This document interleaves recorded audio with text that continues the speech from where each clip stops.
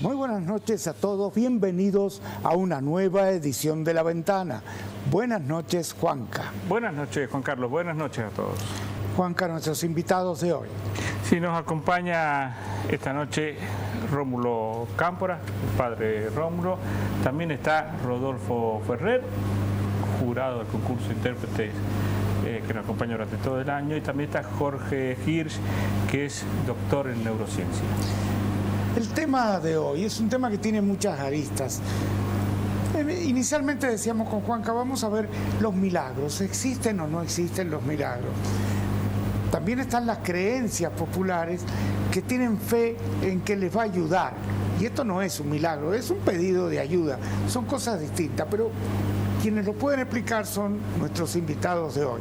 No es un debate, no son posiciones antagónicas, pero ¿cómo lo ven uno desde la iglesia, otro desde el estudio de las tradiciones y demás, y el otro desde la neurociencia? Vamos a ir tratando de explicar y ver en qué punto puede haber coincidencia, en qué punto no. Me están preguntando qué es lo que es un milagro. ¿Qué es lo que es un milagro, padre Rómulo? Bueno, muy bien. Interesante el planteo porque vamos a encontrarnos con más puntos de coincidencia que de disidencia. El milagro es una suspensión de una ley natural que interviene directamente Dios y solamente Él lo puede hacer. Una ley, ¿no es cierto? Por ejemplo, una persona que está muerta y resucita. Tenemos ejemplos en la vida de la iglesia y fuera de la vida de la iglesia también, gracias a la fe de la comunidad, a la fe de las personas que han confiado en ese mensaje evangélico y que le ha dado, ¿no es cierto?, la certeza de que Dios, a pesar de lo que se ve, actuará a favor de lo que se pide. Por eso que la fe en Dios es creer en Dios a quien no veo, a pesar de las cosas que veo. Santa Marta, cuando habla con Jesús, hacía 4 días que había fallecido Lázaro, y le dice algo que es un poquito chocante en el Evangelio. Dice, mirá, Jesús, mi hermano ya lleva 4 días enterrado y huele mal. Todos sabemos que un cadáver, pasado 3, 4 días, a veces poco tiempo, comienza la descomposición. ¿Cristo qué le va a decir? ¿Crees? Sí, le dice Marta, al final de los tiempos. No, le dice Jesús, yo soy la resurrección. Entonces, el Evangelio está tapizado de pequeños y grandes milagros, pero también nuestra vida. Entonces el milagro es esa intervención directa de Dios. ¿Quien no cree puede también ser partícipe de un milagro? Sí, porque Dios se vale de todo. Sí. Dios se vale de todo lo que pueda ayudar a que esa persona se encuentre con la fe ante un milagro. ¿Qué pasó con Tomás? Santo Tomás le dice a los apóstoles, miren, todo muy lindo, todo hermoso, pero si yo no meto mi dedo en su llaga y mi mano en su costado, no creeré. Era incrédulo, a pesar de todo lo que había visto. Por eso Jesús llegará a decir, tienen ojos y no ven, tienen oídos y no oyen, ¿no? Y esto es algo que para entender o amar o aceptar un milagro es necesario la humildad, ¿no? Y la ciencia ayuda a esto, y la historia, ¿no? Padre Rómulo, hace un tiempo estuvo en La Ventana el padre Darío Betancourt. Darío Betancourt ha venido muchas veces a San Juan, donde iba, eran multitudes que lo seguían. Yo recuerdo una vez en Caucete 20.000 personas. Él siempre negaba que hiciera milagros, decía que la fe a través, la gente creía y el que hacía milagro era Dios. Pero contó un caso acá en La Ventana que hay gente que lo puede creer o no, pero escúchenlo. Fue la resurrección de una niña. Resurrección. Yo llegué a las selvas de Honduras en 1975 y había muerto la hija de una indígena de bronconeumonía, me parece que se dice bilateral, de ambos pulmones. Entonces la mamá no la enterró, sino que la trajo a las 6 de la tarde del viernes, o sea que habían pasado unos 36 horas, que es mucho. Y toda cianótica, las manos, las uñas también, y la puso en el altar. Yo no entendía lo que decía porque hablaba en el idioma de los indígenas. Y el padre me traducía y me dice, la mamá dice que recemos para que resucite a la niña. Y yo le dije, padre, está muerta, que la entierre. Y la señora insistía, recen que resucite. Y yo me fui molestando porque el padre le hacía caso a la señora, le daba manija a la señora y me fui molestando. Y dije, padre, está muerta, que la entierre. Punto. Entonces el padre, cuando me vio que yo ya me puse serio, me dijo, al padre, ¿por qué no rezamos? Y bueno, rece. Pues yo me cerré los ojos muy disgustado. Y empezó el padre a rezar con toda la gente. Eran 48,000 indígenas. Y rezando, y yo no veía nada. Pasó media hora y le dije, padre, este show se termina. O me voy, o se llevan la muerta, o se va usted, pero no sigo. El padre me dice, ¿por qué no hacemos lo que hizo el profeta Eliseo? Que sopló un muerto en la boca y lo resucitó. Y yo, qué día más maravilloso, sóplela. Entonces el padre, yo no sé qué hizo, porque él se recogió, rezó, y se acercó al cadáver y la sopló. Y después dije yo, ay, me toca a mí. Esa toda ancianótica y fea y muerta y pues, así, rígida. Entonces apenas de lejito la soplé, pero sin fe ni sin nada. Yo la soplé, aquí no va a pasar nada. Y no pasó nada. Volvió el párroco y la sopló en nombre del Espíritu Santo. La sopló y no pasó nada. Entonces cuando vi que no pasaba nada, me puse muy serio, cerré los ojos y de pronto abrí los ojos y vi que la muchachita estaba haciendo así. Y de pronto empezó, y ya como que miraba así, y de pronto se sentó. Y cuando se sentó, ahí se fue la cabeza. Todo el mundo a los gritos. Se desplomó el podium donde estamos, se fue al suelo, a mí se me vino el altar encima. Y ay, Dios mío, resucitó un muerto y mató quién sabe cuántos con esto por toda la gente encima. Mire, padre, no pasó nada. A nadie sirvió y la muchachita se la llevaron como un torero en los hombros. ¿Todavía vive? El año pasado me la encontré casada con 3 hijos. Bueno, es muy didáctico hablando Betancur y muy por algo convocaba a estas multitudes, ¿no? Con el padre Betancur hemos tenido una amistad muy profunda. Él ha fallecido este año. Sí. Y ese caso lo contó cuando estuvo en catedral. Ellos son testigos también de muchos milagros. A mí me ha tocado, les podría traer uno, la hija de la querida Nina Galván. Eso fue un milagro, ¿no? El hijo del señor Leonardi, también fue un milagro, un accidente prácticamente descerebrado. Y así podríamos enumerar, ¿no? ¿Pero son milagros o son problemas milagros que tienen porque explicación científica? Hay muchos milagros que no tienen una explicación científica. La ciencia llega hasta ahí y no por eso la ciencia no deja de tener su importancia. La Santa Sede del Vaticano, cuando analiza la vida o los milagros de los santos, trabaja con la ciencia para que haya una certeza de que realmente fue una intervención directa de Dios y no un invento. ¿Ven? Por eso que hay santos que han demorado mucho tiempo en ser canonizados. Algunos han sido canonizados en vida. Por ejemplo, Juan Pablo II. A él se le atribuyen muchos milagros, ¿no? Intercesión. Que tal vez él se haya dado Juan cuenta. Pablo II. Tenemos el testimonio de Mary Simone Pierre. Es la monja que tenía mal de Parkinson.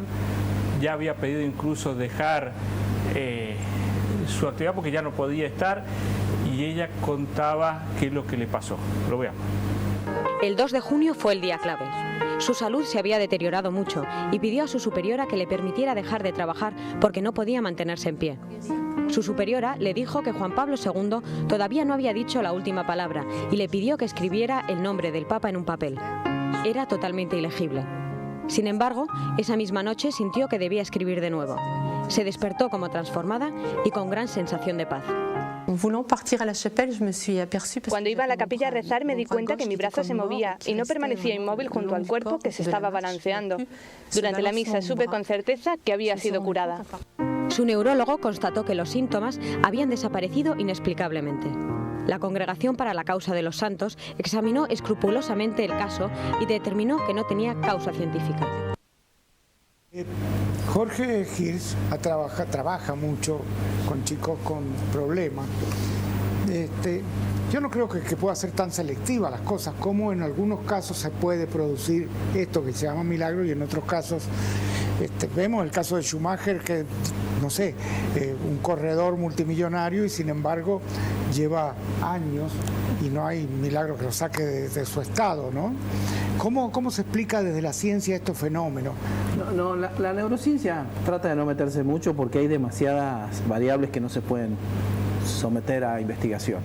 Bajo ese punto, y inclusive ahora hay síndromes, por ejemplo, hay toda una descripción que se las ofrezco a quien quiera sobre el síndrome de la persona poseída y que tiene que ver con una inflamación cerebral transitoria y con algunos factores neurotróficos que se mezclan en el cerebro y que dan la misma sintomatología, el aumento de fuerza por mayor contracción de los músculos, en fin.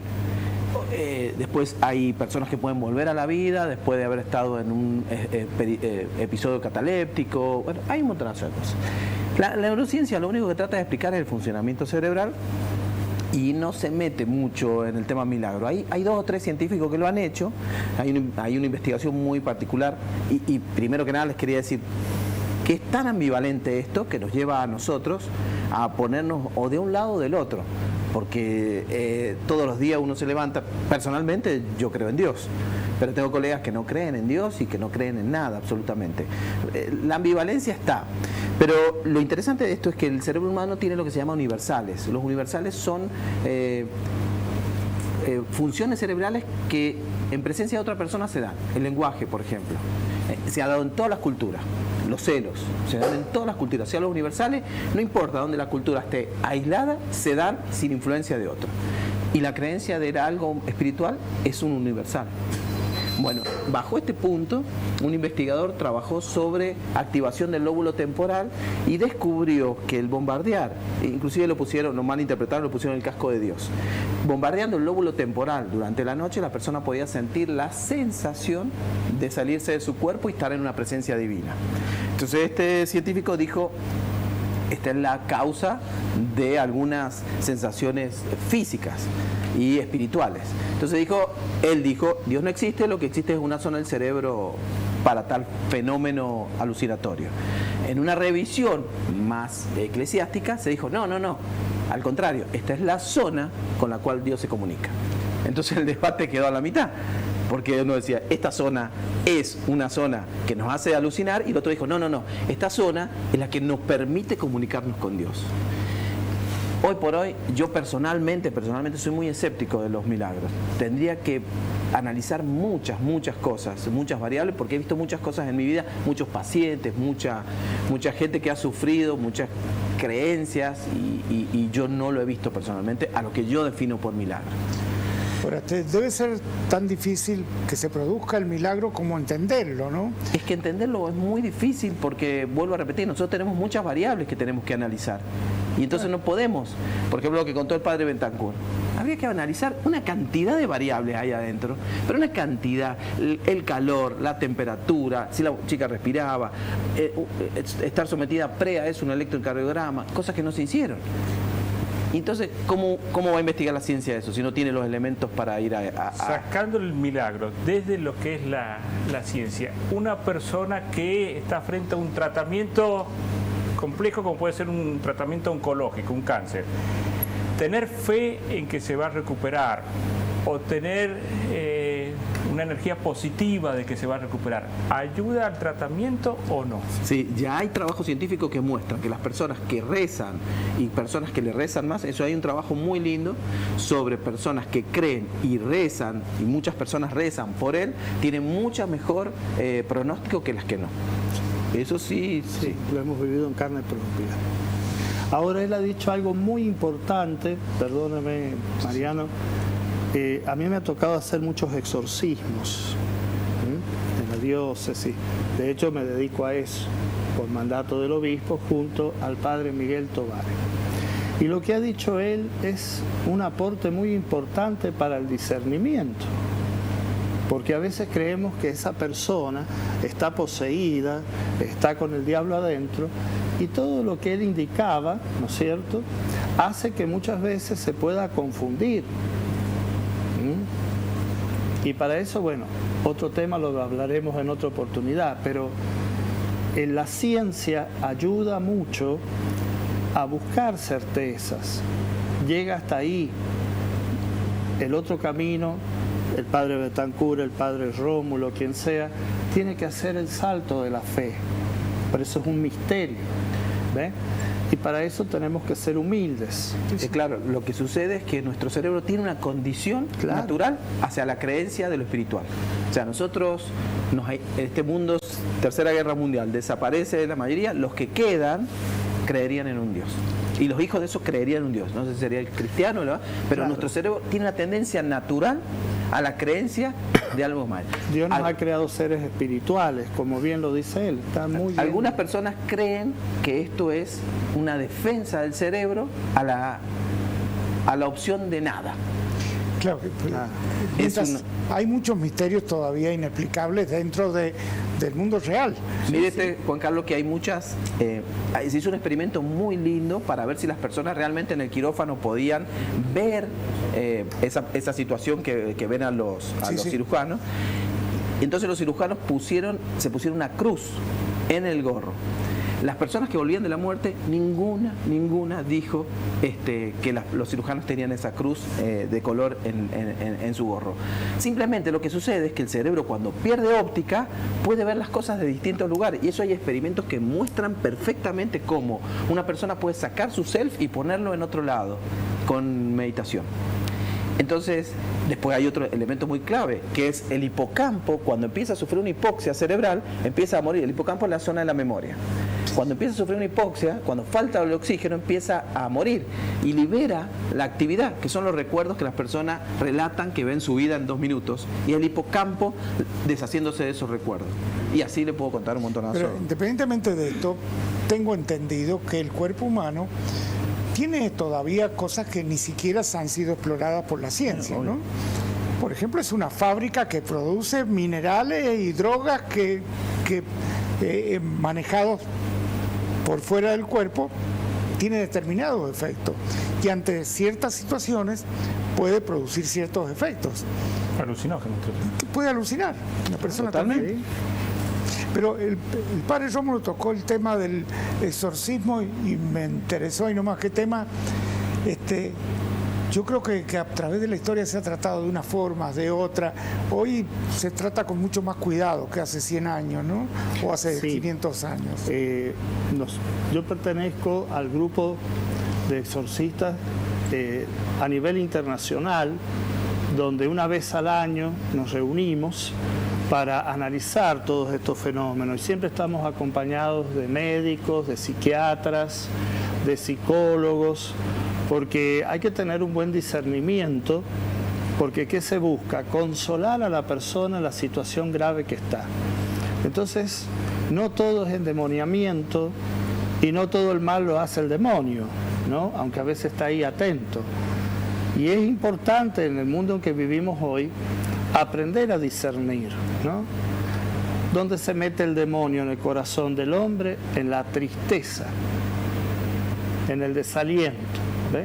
Entonces, ahí cuando uno va a una terapia, cuando uno encuentra en la calle personas que van mal, que se las ven mal, son personas que son empujadas a un desaliento y que va haciendo perder física y espiritualmente toda la riqueza que la persona tiene. Por eso es que la acción del demonio es desalentar la vida del hombre, ¿no?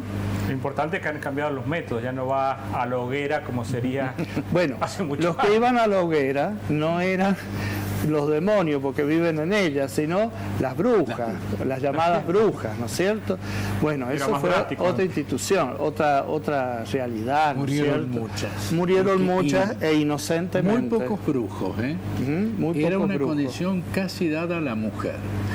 y hay obras, las brujas de Salem. Sí. Bueno, se comprobó después que eran una cosa de adolescentes que señalaron, empezando por una negra que tenían de haya, de criada.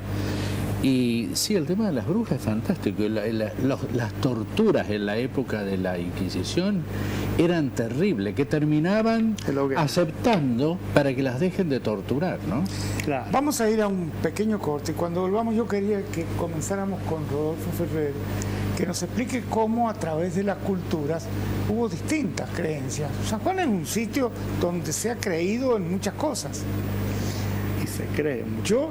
Yo recuerdo, padre Rómulo, usted tal vez un poco más joven, pero el fenómeno Morrielo lo hemos vivido acá. El fenómeno Morrielo, un curandero que venía de Mendoza. Ah, sí. Celia. Celia. Celia Suárez, Celia. otro caso. La difunta Correa, la cantidad de creyentes que tienen. Entonces, quería que Rodolfo nos explicara qué diferencias hay de esto con lo que estamos hablando, porque la gente lo que espera es un milagro. Es como quería mi abuela que aprobara yo la materia. Y la aprobó. Pero la aprobaba por ella siempre. Ah, bueno. Hay gente, bueno, sobre todo los deportistas, siempre creyeron mucho en la difunta Correa, ¿no es así? Y vos lo tenés a Chiquitapia, el presidente de la AFA, que cada torneo importante que ganan viene a hacerle el agradecimiento a la difunta. Creo que el cinturón de campeón de Nicolino Loche lo dejó acá. Hay muchos testimonios, ¿no? Sí, hay corredores de bicicleta y automovilistas. Por ahí hay cosas que a mí, en el deporte uno lo justifica, pero cuando se va a la guerra y se invoca también a Dios, yo creo que esas cosas de los hombres no son divinas, ¿no? Por ahí... Pero hay a veces cuando pide un equipo y el otro también. Claro, ¿cómo lo hace? Hay uno que le dio y al otro que lo hizo perder. Yo bendigo cuando gana Boca. No, bueno. No está muy efectivo últimamente. Y porque no me hay piden la gente que nació bendición. para perder. Bueno, Rodolfo, antes de que entre Rodolfo teníamos otro testimonio. Sí, Luis Ardente vino a San Juan con San Martín, la vida futbolística lo ha llevado a otros lugares, pero él dice que San Juan siempre va a estar ligado él a la provincia y lo cuenta. Sí, la experiencia nuestra fue muy buena. Estuvimos 10 años buscando a nuestro hijo y no podíamos. Fuimos a San Juan, a la difunta, y ella pidió un deseo y bueno, a los meses ya teníamos la noticia de que estaba embarazada, así que muy contentos por ese milagro, ¿no? Bueno, este es otro tipo de milagro y de pedido, pero que tal vez Rodolfo nos pueda explicar un poco esto. Bueno, todo esto se le ha conocido, Juan Carlos, con el nombre de creencia, mitos, leyenda, sucedidos, relatos. Los que hicieron un trabajo muy importante, quizás de los primeros, específicamente sobre Diolinda Correa, son dos antropólogas, que es Susana Chertudi de Nardi y Sara Newber, y vinieron, se instalaron en San Juan, hicieron todo un relevamiento que no estaba hecho. Todo lo que se conocía era de boca en boca y de familia de forma tradicional, no pasado de generación en generación. No es la única, tenemos acá, la tenemos a difunta Correa, que es un emblema que se ha conocido en todo el país, y no solo en el país, sino en el exterior. Mucha gente viene para cumplir la promesa por algo que le ha acordado. En realidad, la canonización popular, a diferencia de lo que es una canonización dentro de la Iglesia Católica, no interviene la Iglesia, sino que es el pueblo, la comunidad, la que le da la categoría de santo. Normalmente suelen ser, no siempre son personas piadosas, no. Hemos tenido casos a veces de ladrones, pero como robaban a la gente rica y la repartían entre los pobres, cuando tenían una muerte violenta, eso lo enaltecía por el hecho justamente de haber colaborado con la comunidad, ¿no? Entonces se iniciaba ese proceso de canonización. Acá hemos tenido la difunta Correa, que es Realmente hay varias versiones, incluso el historiador Horacio Videla habla no de un hijo, de dos, que los que nos están escuchando de San Juan siempre han tenido una curiosidad, ¿no?, sobre esa historia. ¿Pero hay documentación que la respalde? No sé, lo cita en Horacio Videla en uno de sus libros. Hay, sí, un informe que es qué pasó con los hijos, con el hijo. Era de apellido Bustos, creo, ¿no? Bustos, claro. Baudillo Bustos. Y el nombre de ella en realidad sería María Antonia y no Diolinda. La placa que hay en la iglesia, como comentaba acá el padre Rómulo, estuvo mucho tiempo una placa muy antigua que corresponde a la época que supuestamente vivió Diolinda Correa. Esa placa del 1800, fines del 1800, mediados, dice: en memoria de la caritativa alma de Diolinda Correa. Ahora, la gran pregunta de la gente es: ¿qué pasó con el niño? Hay según se comenta, y por encuestas y por entrevistas que se han hecho, lo llevan y los dejan este niño a unas niñas en Caucete y muere a los 21 años de una enfermedad que ahora tendría cura. Ese sería el destino del niño. Hay mucho material, algunos pensados para películas como la que hizo Matar con Lucy Campbell, que dicho sea de paso fue premiada como la mejor guerra civil, creo que fue Angaco, ¿no? Después de la guerra gaucha lo había superado. También Nemer Barú ha escrito obras de teatro. Mucha música hay sobre la difunta que es poco conocida. Y siempre hablamos de la difunta, pero tenemos acá en San Juan una cantidad de canonizaciones populares que muchos se conocen más en la zona lugareña, ¿no? Sí, sí. Pero yo hice un relevamiento de 14 devociones populares. Entre ellas, Miriam Estefo, donde cae el avión. Ahí se le piden por cuestiones de amor. Pero está en Altagracia, creo que es donde va más gente. Claro, en Altagracia está ese gran monolito, casi más alto que el obelisco. Pero acá, en Maralles, Barón Visa le manda construir un monolito de 14 metros de altura, que lamentablemente yo hace un año en Cultura pedí que se restaure antes que se caiga, se desmoronen las letras, ¿no? Volvamos al caso de los milagros. El último caso del cura Brochero. Acá la chiquita, no vamos a dar el nombre del caso, pero es conocido por todo San Juan. Pero le han quedado secuelas graves. Esto dicho por los médicos. ¿Esto es así? ¿Usted estudió el caso, padre? Bueno, a mí me tocó esa noche en que ella la internan. Yo estaba de paso con la catedral y hacía poco habíamos intronizado la reliquia de Juan Pablo II. Entonces, bueno, yo ahí nomás, enterándome del tema, me fui al CEMI, ahí a donde estuvo internada, le llevé la reliquia y me encontré con su abuelita, que también había llevado una reliquia del cura Brochero. No podíamos hablar mucho porque la situación no permitía demasiada. Yo presentí que esa niña iba a salir adelante. ¿Y qué fue lo que me impresionó? La paz que tenía su rostro y el amor que transmitía a su abuela, ¿no? Entonces se encomendó mucho al cura Brochero. Uno podría decir, bueno, nos faltó un rosario porque a la niña le quedaron secuelas. Sí. ¿Qué se le pedía a Dios por la intercesión del cura Brochero? El milagro de la vida. Lázaro resucitó, pero al poco tiempo fue asesinado. Santa Marta también junto a él. ¿Por qué? Porque a causa de él muchos judíos se habían convertido. Es decir, mucha gente ha recibido una gracia de sanación y después ha fallecido o ha quedado con una secuela. Pero ¿cuál es el efecto del milagro? Lo que nosotros tenemos que agradecer. Que esa persona, como bien decía, muy bien lo ha descrito él, ha sido sostenida en la esperanza para ir adelante. Entonces, Todos los que hemos rezado por un enfermo que ha recuperado la vida, que ha salvado su vida, estamos siendo partícipes también de un milagro que solo Dios sabrá hasta dónde va a llegar ese efecto.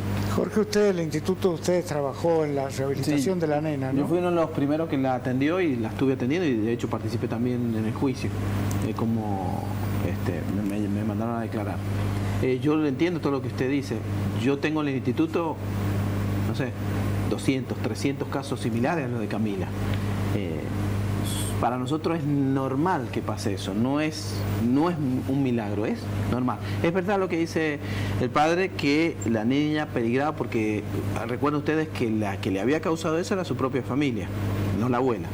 La abuela rezaba por la abuela. Sí. Eso es lo que dice. El famoso Oris. Es más, creo que me mandó a llamar también. Sí, la abuelita estaba muy preocupada por eso, que era la mamá de la mamá.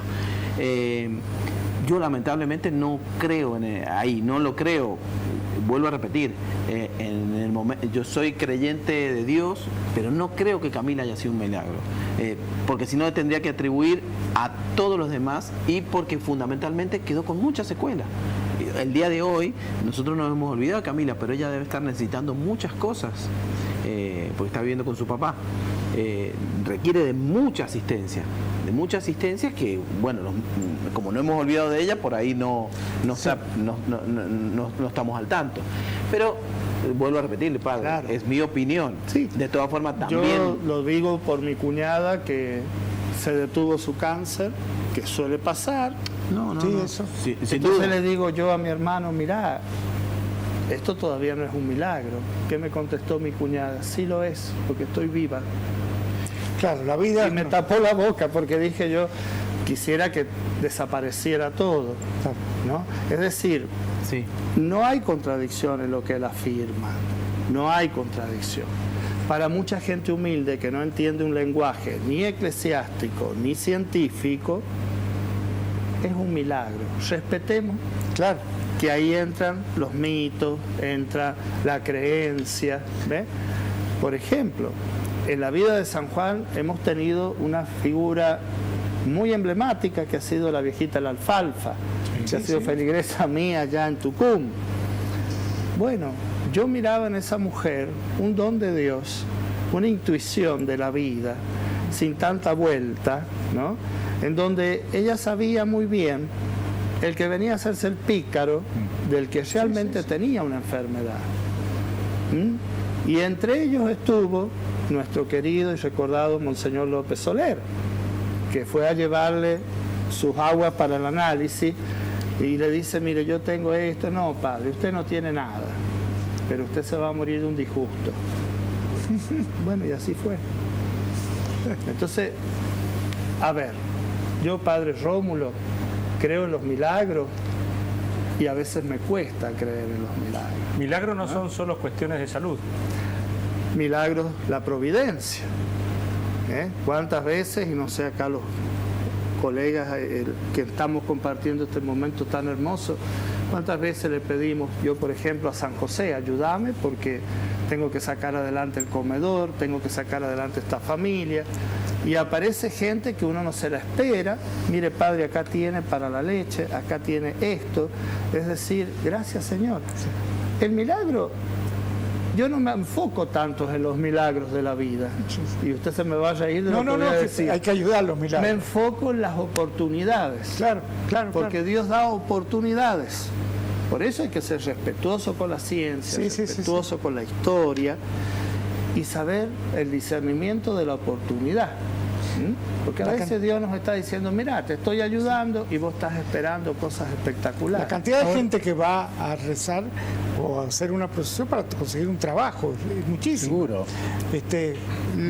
¿Se acuerdan que San Antonio creo que era para pedirle por casamiento? Por el novio. El novio. Es muy bonita la historia de San Antonio con los novios. Bueno, y está en Nápoles San Gennaro, que es San la Gennaro, sangre que 3 veces al año se licúa. Hay quienes dicen que tiene que ver con un proceso de un alquimista en el 1300, y hay gente que dice no, esto es milagro.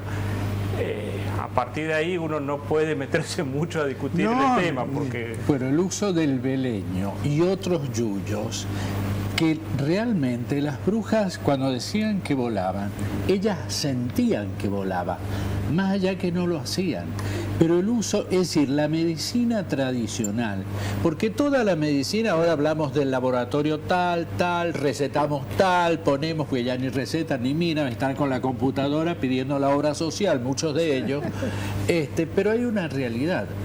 Todo se ha hecho en base a la sabiduría popular.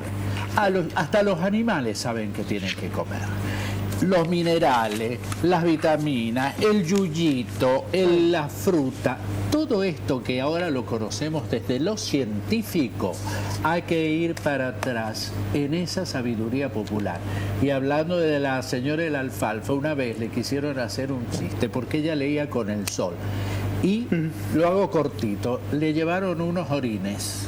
¿Saben qué hizo? Los miró y se los tiró en la cara nada más. Algo había en esa persona, espiritual, conocimiento ancestral, intuición, como se le llame.